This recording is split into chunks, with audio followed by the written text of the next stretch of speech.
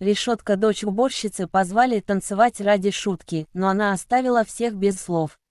В небольшом городке, где каждый знал каждого, жила скромная женщина по имени Мария Петровна. Она работала уборщицей в местной школе уже больше 20 лет. Каждое утро в 6 утра она приходила в школу, чтобы подготовить классы к новому дню. Ее руки знали каждый угол, каждую парту, каждое окно этого здания.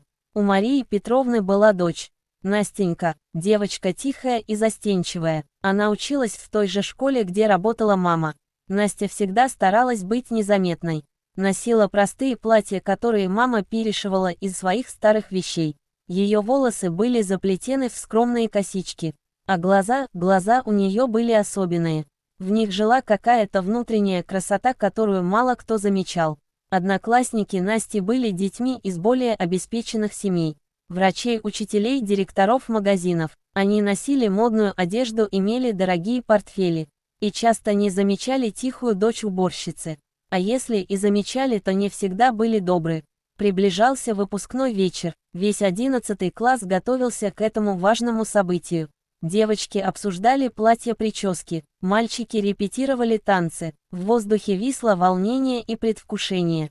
Настя знала, что на выпускной она не пойдет. У мамы не было денег на красивое платье. Да и кто бы пригласил ее танцевать? Она решила, что останется дома, поможет маме по хозяйству, почитает книгу, так будет лучше для всех. Но судьба распорядилась по-другому. За неделю до выпускного в школе появился новый ученик. Алексей. Его семья переехала из столицы. Отец получил назначение на важную должность в районе. Алексей был красивым, умным парнем. Все девочки в классе сразу обратили на него внимание. В первый же день он заметил Настю. Не потому, что она была яркой или заметной, а потому, что увидел в ее глазах что-то особенное. Доброту, искренность, ту самую красоту души, которая дороже любых нарядов. Когда Алексей узнал, что Настя не идет на выпускной, он был удивлен. Такая милая, умная девочка, и не идет на самое важное событие в школьной жизни. Он решил действовать. В день выпускного, когда все уже собрались в украшенном зале, Алексей подошел к группе одноклассников. Среди них был Дмитрий, один из самых популярных парней в классе, известный своими шутками, не всегда добрыми. «Слушай, Дмитрий», — сказал Алексей, — «а почему Настя не пришла на выпускной?» «А ты не знаешь», — засмеялся Дмитрий, — «она же дочь уборщицы. Наверное, стесняется, или денег нет на платье». «А что если пригласить ее?» — предложил Алексей. «Да ты что?» — удивился Дмитрий, — «кто ее будет приглашать?» Но Алексей уже принял решение. Он вышел из зала, прошел по коридору к небольшой комнатке, где хранились швабры и ведра. Там за старым столом сидела Мария Петровна. Она перебирала какие-то бумаги, а рядом с ней на стуле сидела Настя. В простом сером платье, с книгой в руках. «Здравствуйте, Мария Петровна», — вежливо поздоровался Алексей. «Настя, могу я пригласить вас на танец?»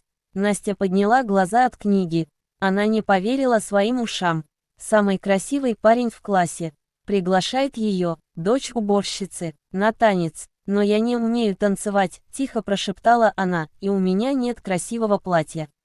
«Это не важно», — улыбнулся Алексей, — «важно только желание. А платье? У вас очень красивые глаза. Это важнее любого платья». Мария Петровна смотрела на этого мальчика и не могла поверить. Столько лет она видела, как дети относятся к ее дочери. А тут такая доброта, такое внимание. «Иди, доченька», — тихо сказала она, — «иди потанцуй. Ты этого заслуживаешь». Настя встала, поправила свое простое платье и пошла рядом с Алексеем в заливе. Когда они вошли в зал, все разговоры стихли. Кто-то удивленно переглядывался, кто-то шептался, а Дмитрий и его друзья явно готовились к очередной шутке. Заиграла медленная музыка. Алексей протянул Насте руку, и они начали танцевать. Сначала Настя была скована, боялась наступить на ногу, сделать что-то не так. Но Алексей танцевал так уверенно и нежно, что она постепенно расслабилась. Забыла о своем простом платье, о том, что она дочь уборщицы. Она просто танцевала, и тут произошло что-то удивительное.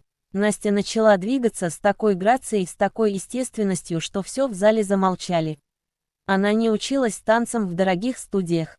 Но в ней была природная музыкальность, врожденная пластика. Она двигалась, как будто музыка лилась прямо из ее сердца. Алексей смотрел на нее с восхищением. Он понял, что сделал правильный выбор. Эта девочка была особенной, не из-за одежды или статуса, а из-за того, что было внутри, из-за ее души. Музыка закончилась, но никто не двигался, в зале стояла тишина, а потом, сначала тихо, потом все громче, начали аплодировать. Аплодировали учителя, аплодировали родители, аплодировали одноклассники, даже Дмитрий, который готовился к шутке, стоял и хлопал. В этот момент все поняли. Красота не в дорогих платьях, не в статусе родителей, красота в доброте, в искренности, в том свете, который идет изнутри. Мария Петровна стояла в дверях зала. По ее щекам текли слезы. Слезы гордости за дочь, слезы благодарности к этому мальчику, который увидел в ее Насте то, что не видели другие. После выпускного многое изменилось. Настя больше не пряталась в углу. Она поняла свою ценность. Одноклассники начали относиться к ней по-другому. С уважением, с интересом. А Алексей, он стал для нее не просто одноклассником, а настоящим другом, человеком, который научил ее верить в себя. Прошли годы, Настя закончила университет, стала учительницей, вернулась в ту же школу, где когда-то работала мама. Но уже не уборщицей, а педагогом. Мария Петровна ушла на заслуженный отдых, но часто приходила в школу, смотрела, как ее дочь ведет уроки, и вспоминала тот вечер, тот танец, который изменил все. А в кабинете у Насти висела фотография с выпускного, где она танцует с Алексеем. Простая девочка в сером платье, но с такими счастливыми глазами, с такой красивой улыбкой. Эта фотография напоминала ей и ее ученикам самое важное, что доброта сильнее предрассудков, что внутренняя красота дороже внешнего блеска, и что иногда один танец, один добрый поступок может изменить целую жизнь. В мире, где так много равнодушия, так важно помнить, что каждый человек достоин уважения, каждый достоин быть замеченным, и иногда нужно просто протянуть руку, пригласить на танец и показать, что красота живет в каждом из нас.